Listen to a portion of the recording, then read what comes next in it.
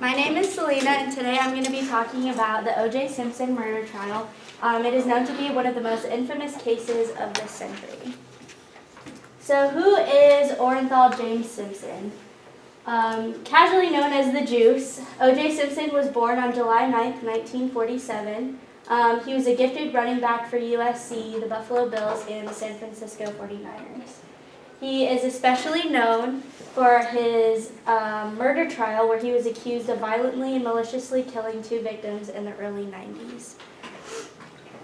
Known for his gift to play football, where he played as a running back for USC, here he set 2 records for the team by rushing 1,450 yards in 1967 and 1,700 in 1968. He was also named an All-American player and was awarded the Heisman Trophy as the best collegiate player for 1968. So O.J. had a very complicated childhood. He lived in the projects in San Francisco, and he was exposed to violence at a very young age. And by the time that he went to high school, he was already in a gang. He was arrested 3 times before being threatened to lose his position on the football team. And obviously, he was born into a family of poverty, so in those kind of environments, violence is very common. And his parents separated when he was really young, and his dad ended up coming out, and he was very known for being a drag queen in the community. Eventually, he did pass away from AIDS when O.J. was older. So the murder of Nicole Brown Simpson and Ron Goldman. These are the 2 victims. Nicole Brown Simpson was O.J.'s wife for a little while. They had a kind of infamous relationship because a lot of their family and friends knew that Nicole was being abused emotionally and physically, but no one ever really did anything about it.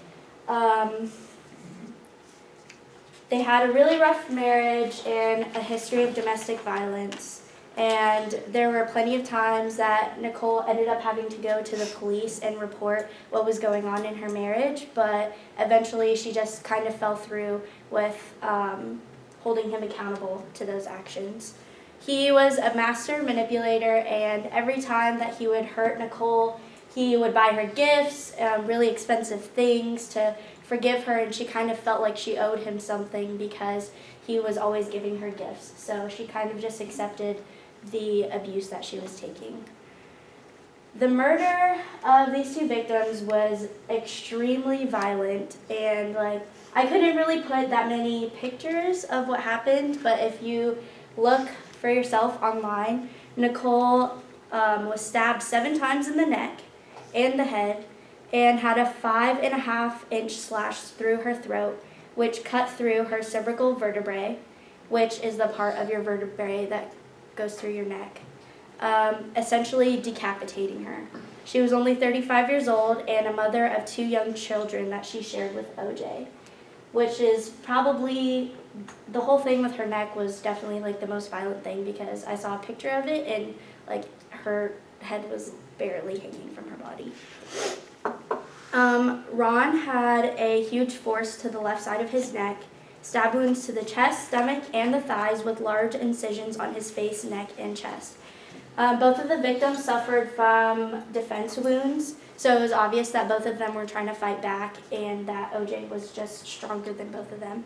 Additionally, Ron he worked at a restaurant close by, and what happened was Nicole and her mother ended up going to that restaurant earlier in the day, and the mom forgot her glasses there.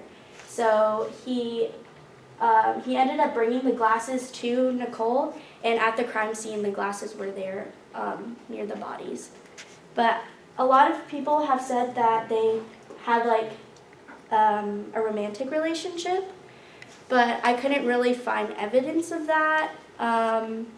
But I believe that that's the main reason why O.J. became so aggressive, was because I think that he went over to Nicole's house and saw that a man was over, and he just kind of reacted and didn't think things through.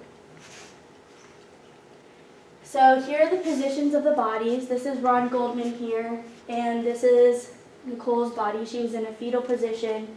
They are both in a pool of blood. This is just a little piece of how much blood was at the crime scene. And this is a glove that had a mixture of O.J. Simpson's blood, Ron Goldman's blood, and Nicole Brown Simpson's blood. In addition to that, actually, both of her kids were sleeping upstairs in the same house, on the same property that they were killed. So, of course, because O.J. had a violent past and a lot of their friends and family knew that she was being abused, he became a prime suspect for the murder of both of those victims. So if you know anything about the O.J. Simpson trial, this is kind of, I hate to say like iconic, but similar to, this is a lot of times what people think of when they think of the O.J. Simpson case. So once O.J. and his team found out that he was going to be arrested, he went out to a hideout so that he could hide from paparazzi. But the day that he was supposed to be arrested, while the police were coming over to his house, his friend helped him escape, and they took his white Ford Bronco, and they escaped onto the interstate, and they both led the police on a 50-mile car chase in the truck. The police were on the phone with him the entire time, trying to talk him through things, and this wasn't a speedy chase either. They were not driving that fast, and the police were obviously just trailing behind them. They weren't necessarily trying to catch him. They were just trying to wait until O.J. kind of broke and was able to accept that it was time for him to be arrested. He eventually was driven home by his friend, and the LAPD were there to arrest him. So, the defense for the trial was nicknamed the Dream Team. We have Robert Shapiro, who is the head chair, Johnny Cochran, who was the co-chair, who eventually became the head chair, and then Robert Kardashian, who was a famous lawyer at the time and a very close friend to the Simpson family. Of course, he had a lot of money, so he wanted to hire the best that he knew so that he would be able to put up the best fight that he could. The defense's position was that the LAPD framed O.J. and used his popularity as a famous black man and a famous strong black man who came from humble beginnings, and that the LAPD was intimidated by that and wanted to frame him and say that he was an aggressive person. The prosecution's important figures were Marcia Clark, who was the head chair, and Christopher Darden, who was the co-chair. Marcia Clark was criticized a lot for her looks. A lot of the times she was put in tabloids and was made fun of and said that she couldn't really be taken seriously, so it was hard for her to. There were a lot of times when she was at the trial and she just had a breakdown because, of course, as a woman at the time, especially fighting with a bunch of strong, rich men, she had a hard time being able to be strong. Evidence against the defense. The evidence against O.J. Simpson was extremely overwhelming. This is not even a complete list of what they found at the crime scene to try to prove that O.J. was guilty. Blood and DNA of Nicole Brown Simpson was found on O.J.'s socks the night that the night that Nicole was killed. They had socks that O.J. was wearing that night, and it had her blood on it.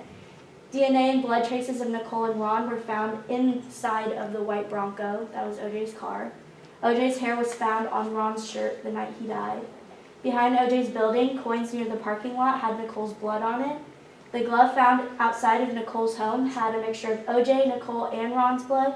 The right-hand glove was found at O.J.'s house, and credit card purchases showed that Nicole bought the gloves for O.J. as a gift. The gloves ended up becoming a very important part of the case because, I will explain that. Bloody shoe prints matched O.J.'s shoe size. There was no proof that the type of shoe that was printed at the crime scene was bought by OJ, but it was the same size as his.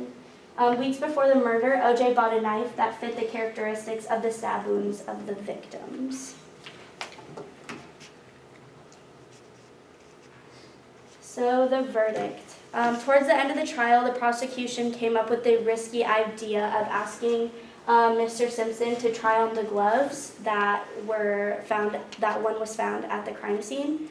But unfortunately, when he tried them on, the prosecution was very embarrassed because they hardly fit his hands.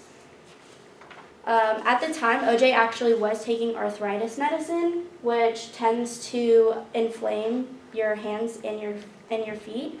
So the prosecution thought that it was very unfair because although they did try to use that tactic of him trying on the gloves as a way to prove that he was guilty, it ended up kind of blowing up in their face. And during trials, there's a thing called beyond a reasonable doubt. And if the jury has any doubt whatsoever that the person could be innocent, then they have to say that he's innocent. So he publicly tried the gloves on, and there was no way that they could technically say that he was guilty if there was beyond a reasonable doubt.